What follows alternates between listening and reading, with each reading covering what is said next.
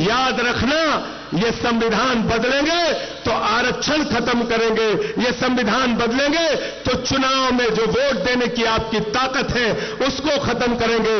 भ्रष्टाचार के खिलाफ भाजपाई बोलते हैं तो लगता है ओसामा बिन लादेन और डाकू गब्बर सिंह अहिंसा पे उपदेश दे रहा है। बीजेपी का नारा है, जो जितना बड़ा भ्रष्टाचारी वो उतना बड़ा पदाधिकारी। भाजपाई शमशान बना सकते हैं, आपके बच्चों के लिए स्कूल और अस्पताल नहीं बना सकते, याद रखना। अगर मोदी जी की गारंटी है तो एक ही गारंटी है, झूठ बोलने की गारंटी, और उनकी पार्टी का नाम है भारतीय झूठा पार्टी। मैं दिल्ली से चल के आया हूं, 6 महीने मुझे नरेंद्र मोदी ने जेल में रखा। हमारे सबसे बड़े नेता अरविंद केजरीवाल जी जेल में है, मनीष सिसोदिया जेल में है, सत्येंद्र जेल में है, पूरी पार्टी को पकड़ पकड़ के जेल में डाल रहे हैं। झारखंड के सबसे लोकप्रिय नेता भाई हेमंत सोरेन को तुमने जेल में डाल दिया मोदी जी। केजरीवाल का संदेशा है, पूरी दिल्ली, पूरा देश झारखंड के साथ है, आपकी लड़ाई में आपके साथ खड़ा है, डरने की जरूरत नहीं है। तुम जेल से डरा रहे हो, भगवान बिरसा मुंडा के अनुयायियों को जेल से डराते हो। अरे हमारा इतिहास पढ़ लेना, झारखंड का इतिहास पढ़ लेना। नरेंद्र मोदी जी, अंग्रेजों को जंगल में रह के भगाने का काम बिरसा मुंडा के नेतृत्व में आदिवासी समाज के लोगों ने किया है। जंगल में रह के शिबू सोरेन जी के नेतृत्व में झारखंड को बनाने का काम झारखंड के लोगों ने किया है।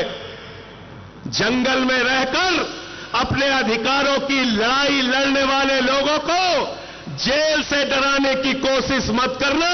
तुम्हारी जमानतें पूरे देश में जब्त कराने के लिए देश के आदिवासी, दलित, पिछड़े समाज के लोग एकत्रित हैं।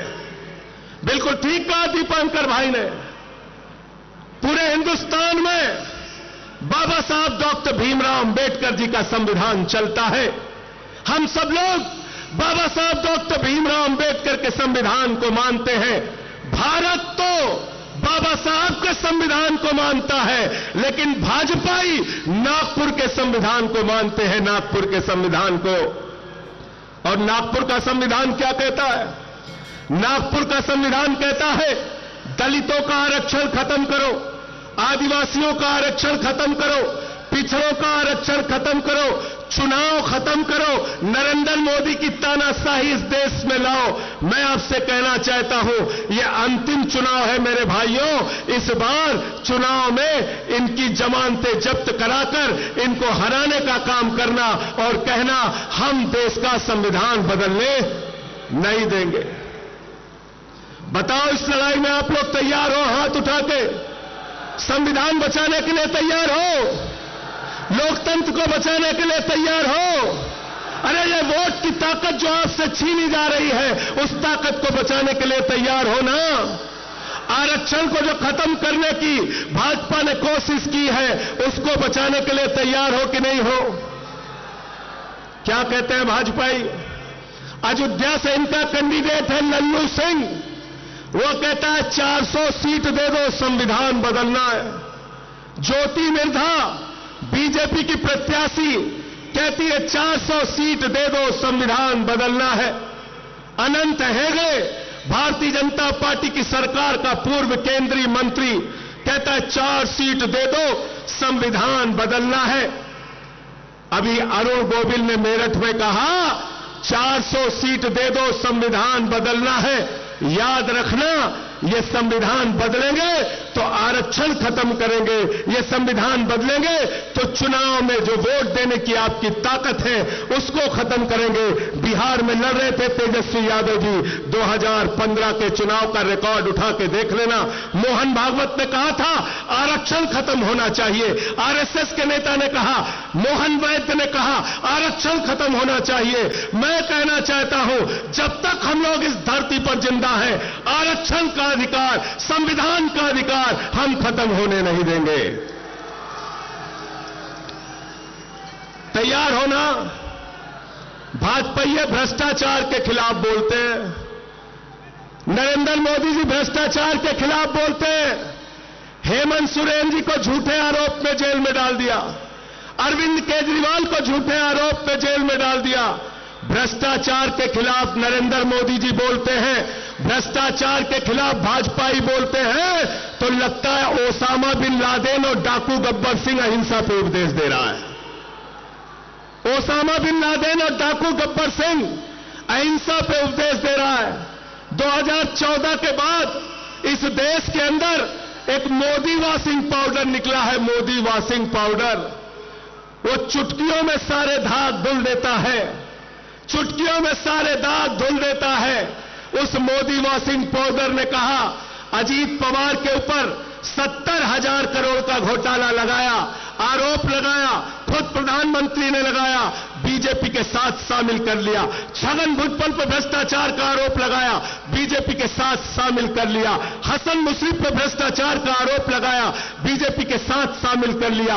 अशोक चौहान पर भ्रष्टाचार का आरोप लगाया, बीजेपी के साथ शामिल कर लिया। नारायण राणा पर भ्रष्टाचार का आरोप लगाया, बीजेपी के साथ शामिल कर लिया। मुकुल राय शुभेंदु अधिकारी पर भ्रष्टाचार का आरोप लगाया, बीजेपी के साथ शामिल कर लिया। हेमंत बिस्व शर्मा पर भ्रष्टाचार का आरोप लगाया, बीजेपी के साथ शामिल कर लिया। बीजेपी का नारा है, जो जितना बड़ा भ्रष्टाचारी वो उतना बड़ा पदाधिकारी। गलत तो नहीं कह रहा हूं, गलत तो नहीं कह रहा हूं। जितने भ्रष्टाचारी है कहां है आज? मोदी जी कहते हैं भ्रष्टाचारियों को नहीं छोड़ूंगा, ये मोदी की गारंटी है। मैंने कहा मोदी जी बिल्कुल आप ठीक कहते हैं, आप एक भी भ्रष्टाचारी को नहीं छोड़ेंगे, ये मोदी की गारंटी है। भ्रष्टाचारियों को नहीं छोड़ूंगा, इस बात की गारंटी है। पूरब से लेकर पश्चिम तक, उत्तर से लेकर दक्षिण तक सारे भ्रष्टाचारियों को बीजेपी में शामिल करूंगा, इस बात की गारंटी है। गलत तो नहीं कह रहा हूं। सारे बेईमान कहां हैं आज? सारे बेईमान किस पार्टी में? जोर से बोलिए, जोर से बोलिए। बीजेपी में, बीजेपी में। और भ्रष्टाचार के खिलाफ प्रधानमंत्री बोलते हैं, भ्रष्टाचार के खिलाफ आवाज उठाते हैं। अभी हमारे भाई सीएलपी के लीडर कह रहे थे बुजुर्गों के लिए पेंशन की योजना आप लेके आए, स्कूल बनाया, अस्पताल बनाया। केजरीवाल जी प्रचार करते हैं, कहते हैं स्कूल बनाएंगे, अस्पताल बनाएंगे। हेमंत सोरेन जी प्रचार करते हैं, कहते हैं स्कूल बनाएंगे, अस्पताल बनाएंगे, बुजुर्गों को पेंशन देंगे, आदिवासी समाज के लिए काम करेंगे, दलितों के लिए, पिछड़ों के लिए काम करेंगे। भगवंत मान जी, अखिलेश यादव जी अपनी रैलियों में जाते हैं, तेजस्वी यादव अपनी रैलियों में जाते हैं, कहते हैं स्कूल बनाएंगे, अस्पताल बनाएंगे, पेंशन देंगे, बेरोजगारी भत्ता देंगे। नरेंद्र मोदी जी चुनाव प्रचार में जाते हैं, कहते हैं भाइयों और बहनों, गांव-गांव में कब्रिस्तान है तो शमशान होना चाहिए कि नहीं होना चाहिए? क्या कहते हैं? क्या कहते हैं? भाजपाई शमशान बना सकते हैं, आपके बच्चों के लिए स्कूल और अस्पताल नहीं बना सकते, याद रखना, याद रखना। इसलिए आपसे निवेदन और विनती करने के लिए आया हूं और दिल्ली के मुख्यमंत्री केजरीवाल जी का संदेश, उनके तरफ से धन्यवाद और आभार देने के लिए भी आया हूं। जब कोरोना के समय में दिल्ली के अंदर लोगों की जान जा रही थी, प्रधानमंत्री से हमने कहा ऑक्सीजन दे दो, प्रधानमंत्री जी ने कहा ताली बजाओ कोरोना ठीक हो जाएगा, थाली बजाओ कोरोना ठीक हो जाएगा, दिया जलाओ कोरोना ठीक हो जाएगा। लेकिन आपके झारखंड के मुख्यमंत्री के हम सब लोग एहसानमंद हैं कि झारखंड के मुख्यमंत्री हेमंत सोरेन ने कहा दिल्ली वालों को ऑक्सीजन झारखंड की धरती से जाएगी, हम दिल्ली के लोगों को मरने नहीं देंगे। यह आपको एहसान है, हम भूले नहीं है। इसलिए आपसे कहना चाहते हैं इस लड़ाई में हम आपके साथ हैं। हमारी 2 वीरांगनाएं यहां पर बैठी हैं। अरे जब घरों से हमारी माताएं बहनें लड़ने के लिए निकल पड़ी, तो आप बताइए हम क्यों पीछे रहेंगे? पीछे रहेंगे क्या? हम लोग पीछे रहेंगे क्या? सीना तान के आगे बढ़ के इस लड़ाई को लड़ने का काम करेंगे।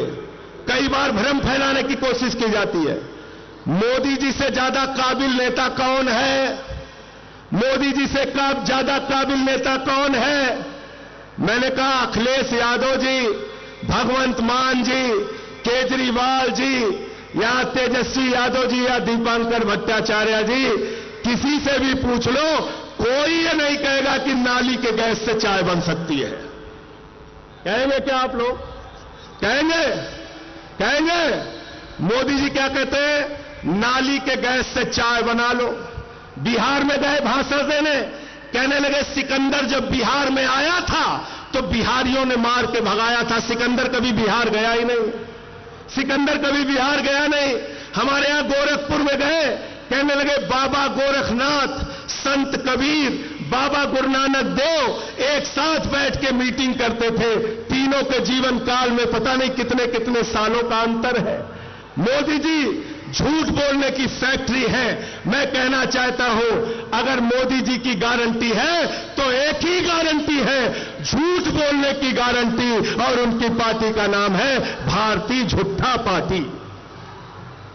2 करोड़ रोजगार पे झूठ बोला आपसे, किसानों की आय 2 गुना करने पे झूठ बोला आपसे, महंगाई खत्म करने पे झूठ बोला आपसे, आपकी जिंदगी में बदलाव लाने का वादा किया था। कहते थे भाइयों और बहनों, घर से निकलना तो गैस का सिलेंडर देखकर निकलना। मैं संजय सिंह झारखंड के लोगों आपसे कहने के लिए आया हूं, जब अपना वोट देने के लिए जाना तो घर का सिलेंडर भी देख कर निकलना, और जो मोटरसाइकिल है जिसमें 120 रुपए लीटर पेट्रोल भरवाया है उसको भी देख के निकलना। सिंचाई के लिए जो टेबल इस्तेमाल करते हो जिसमें 100 रुपए का डीजल तुमने प्रति लीटर भरवाया है उसको भी देख के निकलना। अरे सरसों के तेल का डिब्बा भी लेकर निकलना जिसमें 250 रुपए लीटर तुमने सरसों का तेल खरीदा है। महंगाई आसमान पे पहुंचा दी, बेरोजगारी आसमान पे पहुंचा दी। आपसे कहते हैं, हिंदुस्तान के 82 करोड़ लोगों से कहते हैं 5 किलो राशन पे जिंदा रहो, 5 किलो राशन पे जिंदा रहो, और अपने दोस्त अडानी को पूरा हिंदुस्तान नीलाम कर रहे हैं। कर रहे हैं कि नहीं कर रहे हैं? झारखंड की बिजली किसको जा रही है भाई? किसको जा रही है झारखंड की बिजली? बांग्लादेश को। किसको जा रही है? झारखंड की अडानी की बिजली जा रही है बांग्लादेश को। आपसे कहते हैं बांग्लादेशियों को भगाना है, और अडानी को कहते हैं बांग्लादेशियों को बिजली पहुंचाना है। बिजली पहुंचाना है। 2.5 लाख करोड़ का कर्जा अडानी को, सेल अडानी को, रेल अडानी को, बिजली अडानी को, पानी अडानी को, कोयला अडानी को, गैस अडानी को, पोर्ट अडानी को, एयरपोर्ट अडानी को, पूरा हिंदुस्तान अडानी को, और नौजवान के हाथ में 4 साल की नौकरी, अग्निवीर योजना की नौकरी। हिंदुस्तान के अंदर आप देश की जनता को बेवकूफ बनाना चाहते हैं। नरेंद्र मोदी जी, यहां पर बैठे हुए लोग, इंडिया गठबंधन के लोग, इंडिया के लिए काम करेंगे, और नरेंद्र मोदी और उनकी पार्टी अडानी के लिए काम करेगी। याद रखना, अडानी के लिए काम करेगी। और इसलिए आपसे हाथ जोड़कर विनती करने के लिए आया हूं, निवेदन करने के लिए आया हूं। वोट देने के लिए जाना तो हेमंत सोरेन जी का चेहरा याद करके जाना।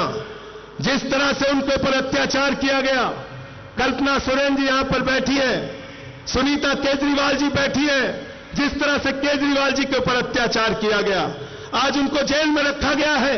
उनको इंसुलिन की दवा नहीं दी जा रही है।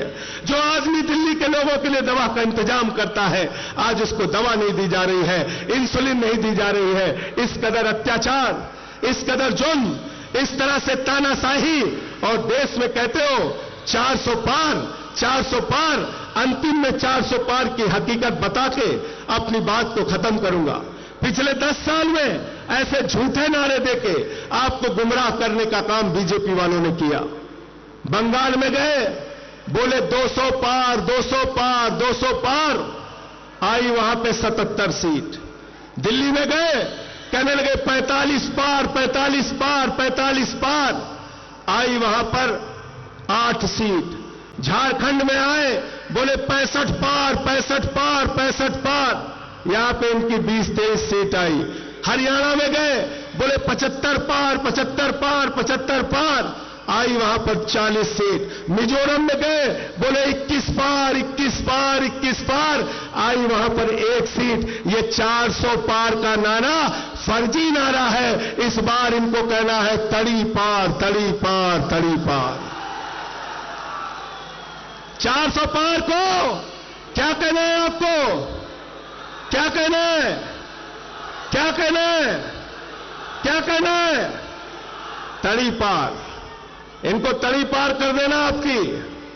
आप सबको सर झुका के नमन करता हूं। इतने उत्साह के साथ अपने नेता के लिए आप यहां इकट्ठा हुए हैं।